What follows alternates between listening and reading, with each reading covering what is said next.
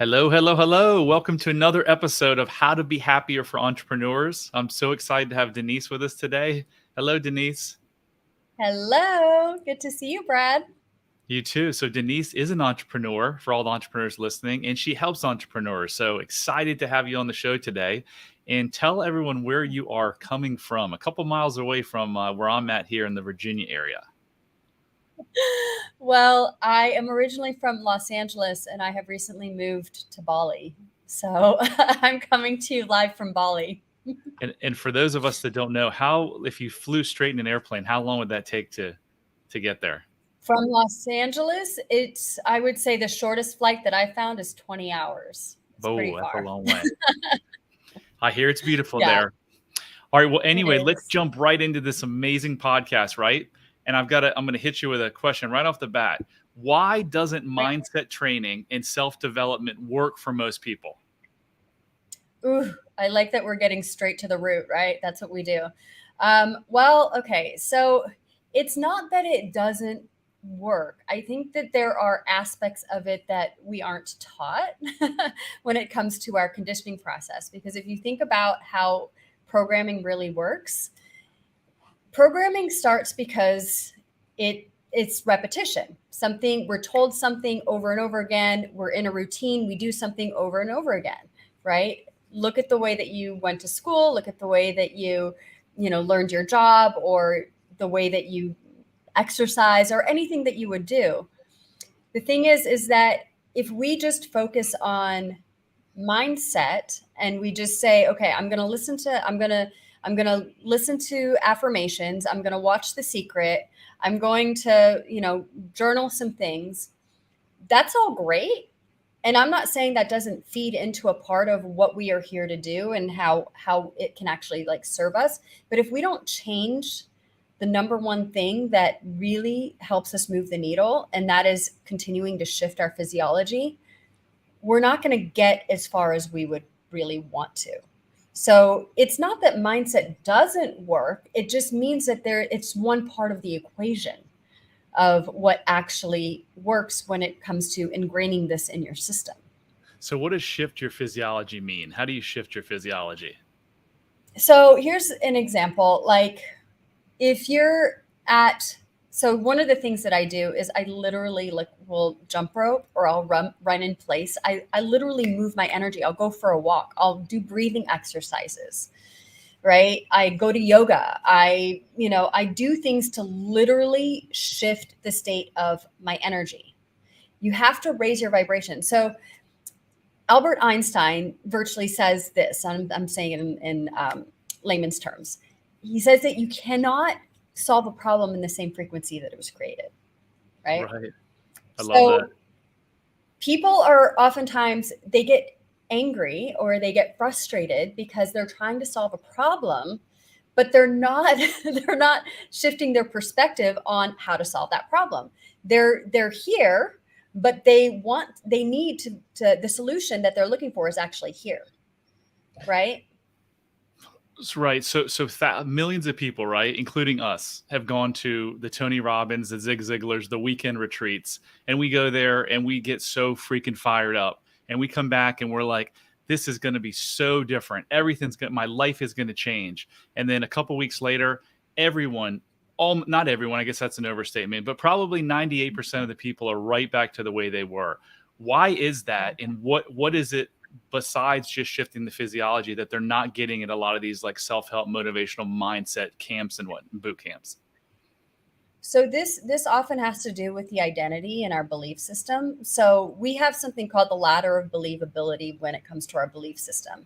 So when we're at these personal development events, we are dreaming big and we're writing down the things that we want. Now, in our subconscious state and in our bodies, we actually have an internal thermostat, right? Let's say our thermostat is set at 62 degrees and our belief system is at 62 degrees. And what we want is at, we'll say, 68 degrees, right? Well, you have to keep shifting yourself so you start going up the ladder of believability. So if you say, well, in my vision, I want to be a millionaire. I'm going to make $3 million. I'm going to do this. I'm going to do this. I'm going to have the love of my life. I'm going to have the big house. I'm going to have the fancy car. Well, if your identity doesn't fully actually believe that, you're going to dip down to what your identity actually believes.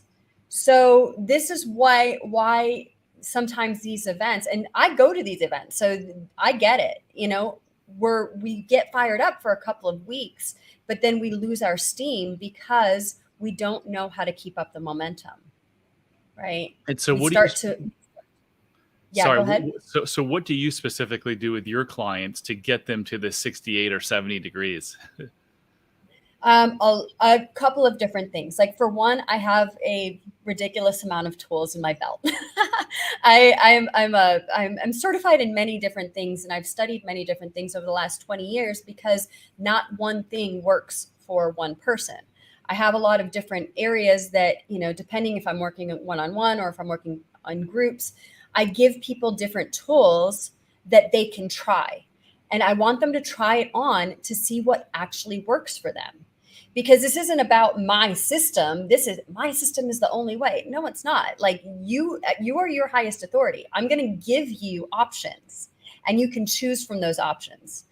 Right. So it can be anything from, I'm going to show you guys how to do this breath work exercise. I'm going to show you guys different aspects of tapping, EFT. That will help shift your state, right? I'm going to teach you. I was a yoga teacher for a long time and a yoga studio owner in one chapter of my life. And so I look at the foundations of even yoga and how we are taking care of ourselves.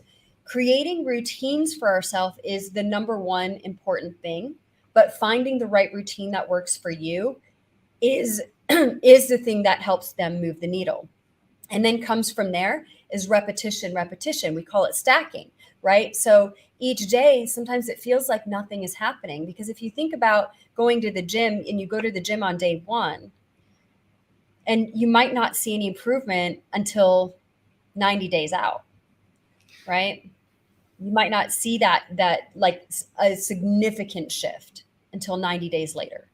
Well, why is that? Because you have to stay at it in order to see change happen, right? It takes 21 days, a minimum of 21 days to start shifting your habits and patterns.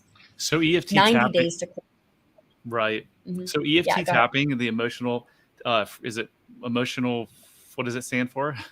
Freedom technique. Freedom technique. Emotional freedom technique. It actually separates. My understanding is it's very successful in combat PTSD victims. It actually separates the emotion from the event by talking about the emotion when you tap. I did that hundreds and hundreds of times. There's a meditation that I listened to 150 times in the morning called The Suffering Self, and it used EFT tapping. If anyone wants that, just drop in the comments below EFT tapping and I'll get it to you. So you are the self-love expert. So when it comes to raising the vibrations and raising the temperature, as the analogy that we used earlier, what does self-love have to do with all this? And what does lack of self-love have to do with mindset training and self-development not working? I'm basically like everything. It's our identity. It's how we see ourselves. It's how we view ourselves. It's how we're talking to ourselves, right? Take for example, what is the first thing that you do when you look in the mirror? Do you praise yourself or do you criticize yourself? Right? Most people criticize themselves. Oh, I look tired. Oh, this is out of place. Oh, this, right? We're programmed to literally criticize ourselves. And this doesn't necessarily just come from, like just looking in the mirror. It comes from our literal programming of society. Everything is affecting us. We may not see the billboard that's on the street per se. We're not looking at it and we're not observing it. But what are you seeing in that billboard? You're seeing somebody who has been highly what is that when they edit, they do the editing. Oh yeah, touched yeah, I can't think of the word either. It's late for me. Yeah, photoshopped. They've been photoshopped, right? You look at people who are highly photoshopped, and then you take in now we've got social media. So then you take in the filters. And I've actually put this on my social media and talked about the filters and why why they're really starting to affect people's psyches and how they're visioning themselves. This is causing some serious issues in people, right? Because they're seeing themselves in a distorted way. They're like, but I want to look like that influencer, or I want to look like that. And it's like, but it's not real. It like literally isn't real. That's how good these filters are, right? So, when it comes to self-love, some, people have told me, oh, well, self-love is, I exercise and I eat right. And I'm just like, okay, I'm like, that's just like such a small part of what this actually is in the bigger equation, because self-love is literally everything that we see about ourselves, the way that we talk about ourselves. It is our self-concept. It is our identities that we're creating for ourselves, right? And the truth of the matter is, oftentimes we are wearing masks because we don't want to show at maybe aspects of our vulnerability. We don't want to show like the realness and the humanness of who we are because we have been so freaking conditioned. or It's not hurt healthy. or hurt by, yeah, I mean, it's a different way of saying hurt by our caregivers or our parents. So I love that. And Yeah. now I love It's what that example you used. Go look in the mirror, and when you look in the mirror, what do you see? I might add that to my self-love quiz. 3 years ago, I please. didn't 2.5 years ago, before I went through my transformation, I didn't have self-love, but I thought I did. And I did eat well for the most part, and I did exercise. I did use alcohol and weed, which wasn't really a show of self-love.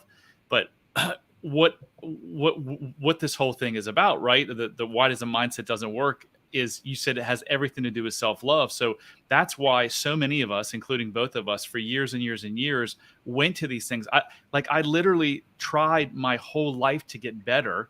And I felt like, I've used the analogy before, that I had a bungee cord tied to me and I was running as fast as I could, but I couldn't go that fast. No matter how many books I read, no matter how many seminars I went to, I still had that bungee cord, and that bungee cord was lack of self-love. So 2 Februarys ago, when I went with the ex-Navy SEAL, and we did that exercise where we looked at my untruths from childhood stress and trauma. In that 3 hour time, he cut that bungee cord, and I just completely took off. And I think that's probably the same for you too. Like, you went through all this personal development, but none of it really works until you find self-love, right?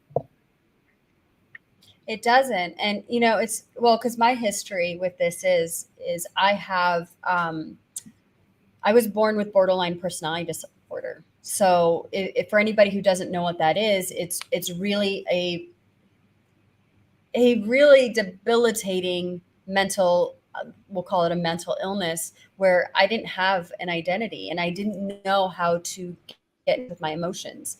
And this is what has led me on this lifelong mission of love. And I, even as a small child, it was always about love, and I never understood what love was. And growing up and not having an identity and moving a lot and having conditioning and having a lot of trauma and going through all of these experiences, this is what's helped me in that discovery process. Well, guess what? When it comes to business, because to be an entrepreneur, and you guys can say this, we are freaking warriors. Like, to be an entrepreneur, it takes a lot of cojones, right? We could easily go into a 9 to 5 job and work for somebody and get that cushy paycheck and all the things. We could easily do that. But why do we really work for ourselves? We want autonomy, we want freedom, we want to serve in a way that is unique to us, right? And then you go into sometimes these events and you're seeing people who are like thriving and soaring, and then guess what you start doing? You start comparing yourself to other people, right? That's not helping your self-love. That's not helping your self-esteem, because then you start things like imposter syndrome and perfectionism and over being an overgiver, or you start looking at all these other aspects, and getting into even hustler mode, right? And thinking, but I have to keep up with that person. Mm-mm. Right. No, this is about you finding the way that works for you, right? your unique blueprint, right? And I don't know if you guys know anything about human design, but like I'm a projector in human design. So I'm kind of like a spiritual architect, right? I take people's ideas of who they are, who they want to become, and what they're really working on, and I literally create a blueprint for them. And that's how I've coached people over these last several years. And it all stems back to ding ding ding, self-love, Self-love. right? So if you Yeah. so if someone would have asked you before you went through all your work if you loved yourself, would you have said yes or no?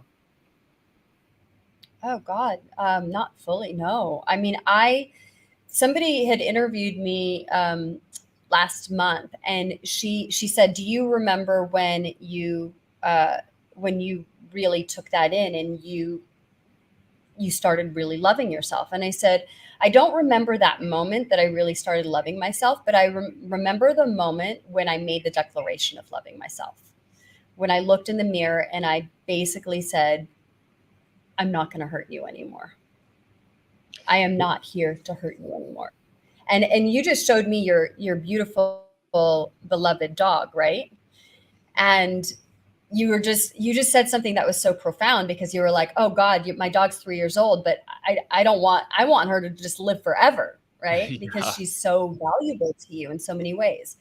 Well, if we can treat our pets with that much love and care, why aren't we treating ourselves that way? Wow, that's powerful. We Yeah. we have to treat ourselves as our pets, I right? And tell so people that's how I see myself. And sometimes I do. I pet myself, and I'm like, "Oh, I love you so much." I Like, tell people all the let me time, treat yourself as your best friend. Talk to yourself as your best friend.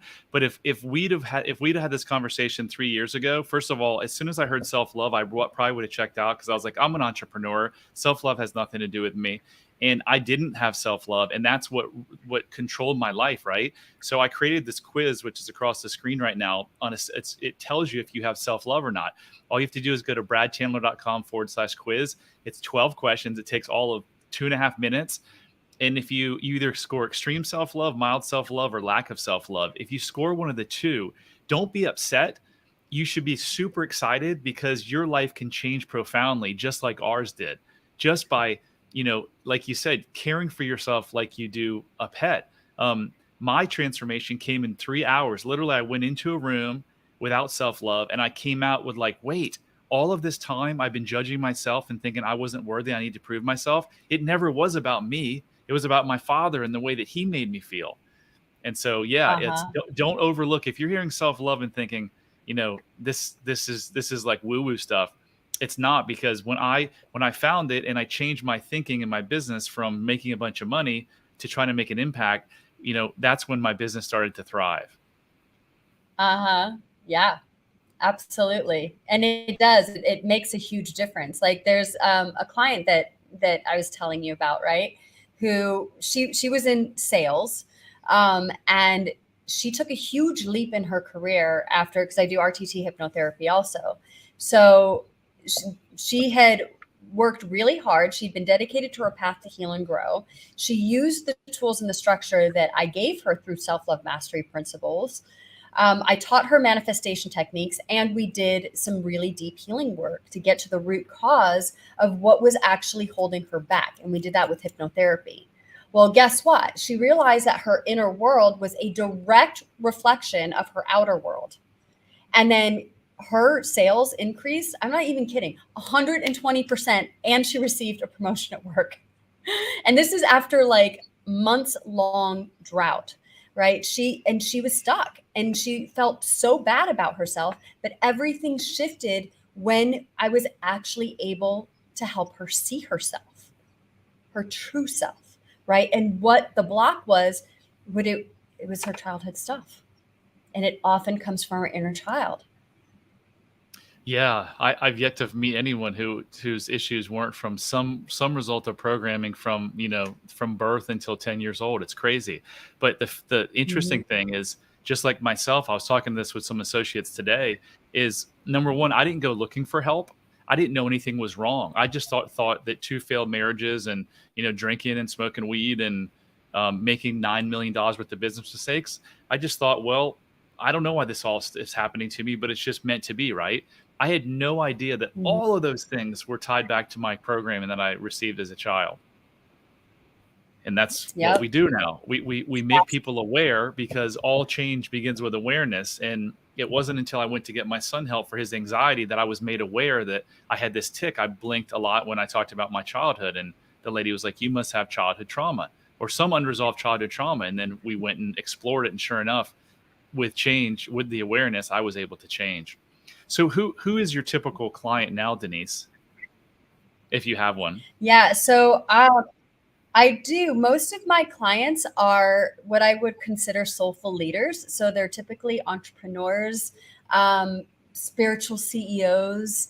Um, I've worked with lots of different influencers and healers, also people who are in service, and it's been such a beautiful process because I kind of consider these are the spiritual warriors of the world. These are the people who are here to make impact. And what I noticed was that I tend to walk right into the fire. I don't like to skirt the issue. I want to get to the root cause. I want to get through it, because you know what? The more that I kind of drag it with me, I'm doing a complete disservice to the people that I'm serving by doing that. So the people that I serve are ready and willing to go into the fire and come out the other side. And it's so awesome. So how does lack of self-love typically affect the entrepreneurs that you work with in a negative way? A lot of ways. Like I mentioned a few of them. Up as imposter syndrome. It can come up as with comparisonitis. It can come up with procrastination, confusion, being in hustler mode, um, doing really unhealthy practices that aren't that you think, I have to do this in order to be successful. Um, and then on top of that, it's also your relationship with money. Like how are you actually relating to money? Is your money happy money? There's this book called Happy Money.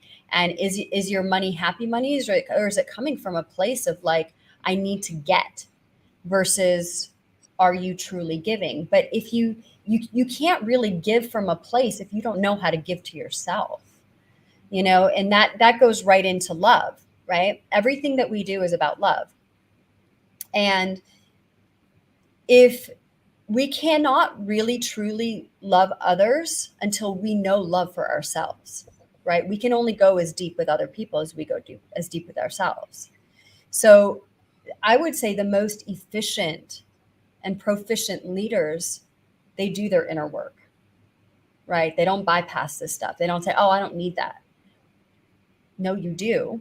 You're probably one of the people who needs it the most, because then what you're doing is you're not connecting with who you really are as a spiritual being.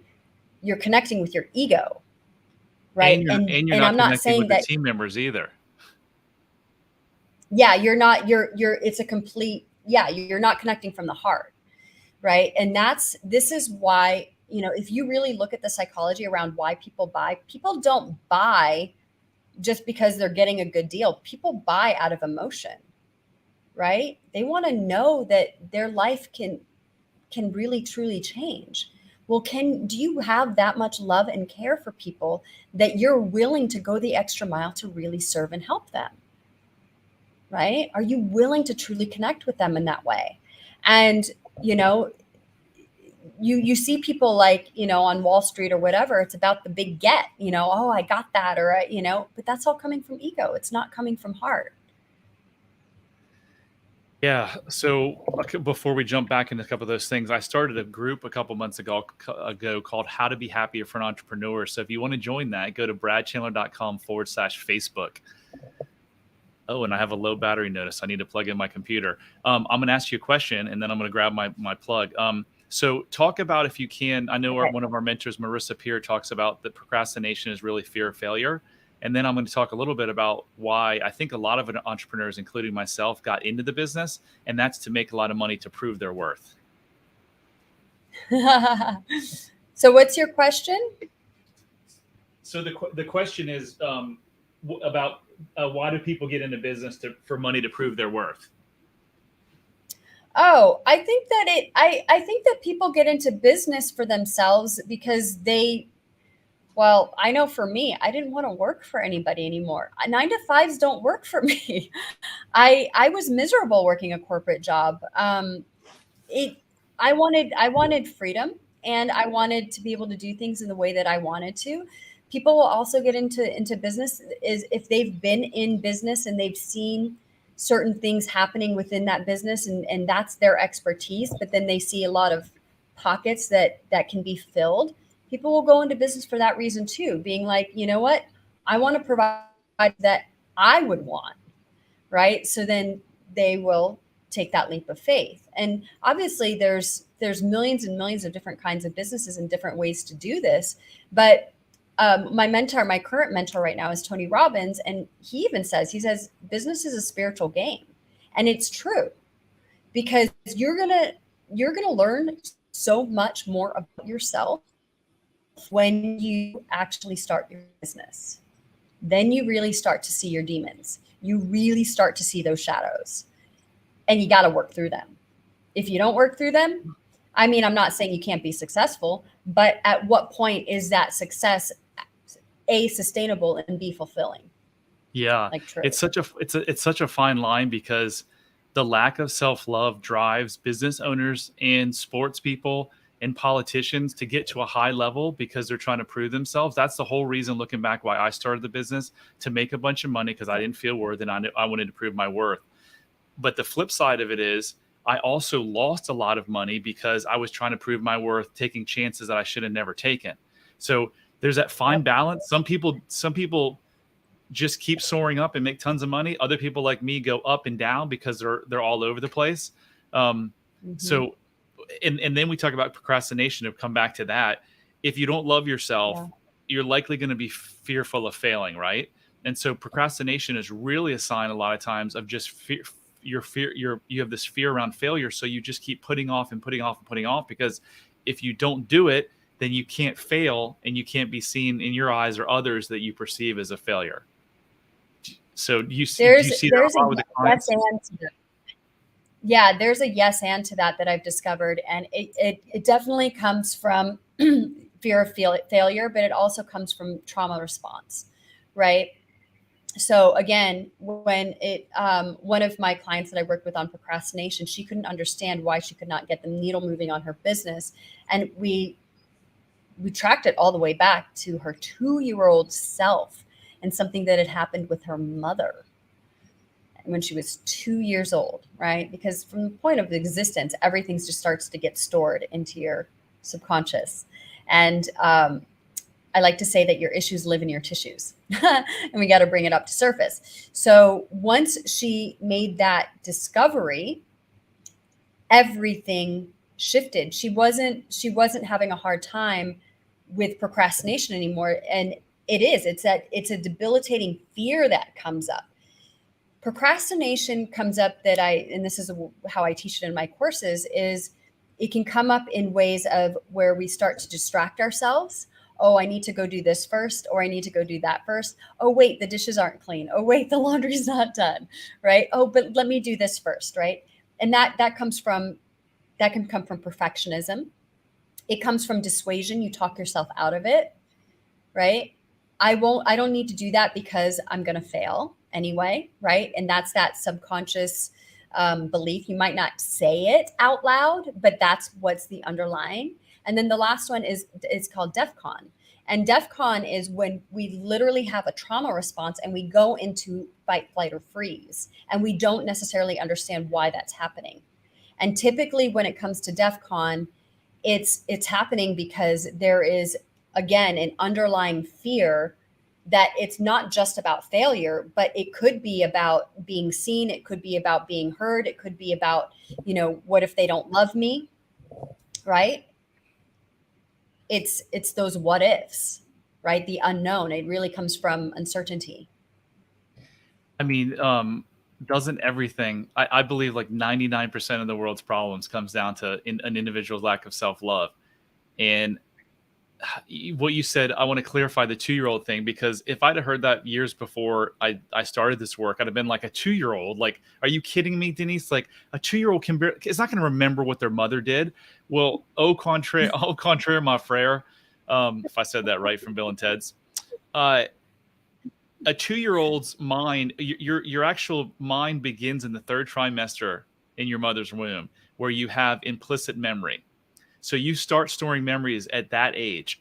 At 2 years old, if your mother does something that makes you feel not loved, you can store that, and your brain doesn't. I don't know how old this lady was. Let's just pick 40 years old. Your subconscious brain doesn't know any difference from 40 years old or 2 years old. It's the same thing, because your subconscious brain doesn't know any time. So that Yeah. 40-year-old lady, we are all just six. I like to use 6-year-old kids for some reason. We're all 6-year-old kids just stuck in adult bodies. When we are mad at our spouse, or we're having an anger fit with someone at work, it has nothing to do with your 40 or 50-year-old self.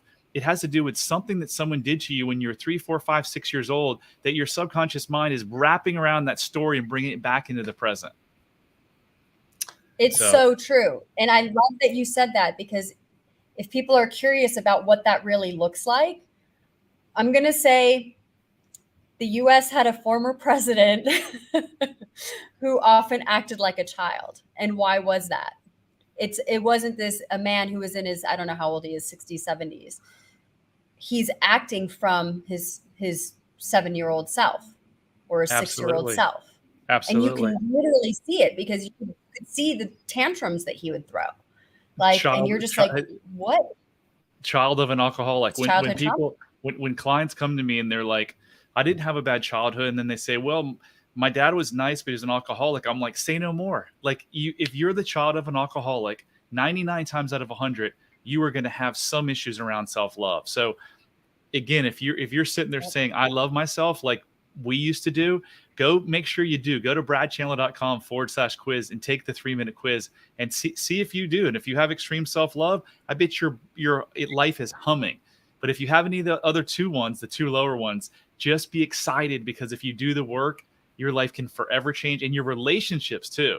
If you lack self-love, it doesn't only affect your business, it affects your health, your relationships, really everything. So literally everything. How can people reach you, Denise? Yeah, so you can find me on the socials, of course. Instagram is kind of like my main place where people interact with me. Denise Michelle XOXO on Instagram. You can email me, or you can go to my website at bridgethelove.com and check out all my different offerings on different courses. I create a bunch of different digital courses. I put out master classes and workshops and all kinds of fun things, all kinds of fun things. Anything I didn't ask you that you think would be helpful for our listeners to hear? Yeah, I would say that whatever you heard today, whatever golden nugget that really landed for you, give yourself extra grace, because the path of self-love is lifelong, for one, and you're going to constantly keep discovering new things about yourself.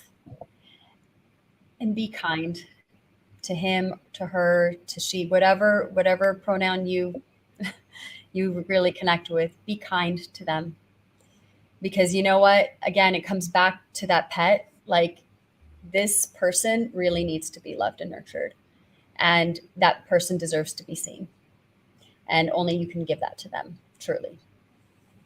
Love yourself like your pet. I love that line. I'm going to use that one. Yeah. Go for it. If you guys enjoyed the show, please like, subscribe, share, do whatever you can to get it out there. And we will see you next time. Love heals all.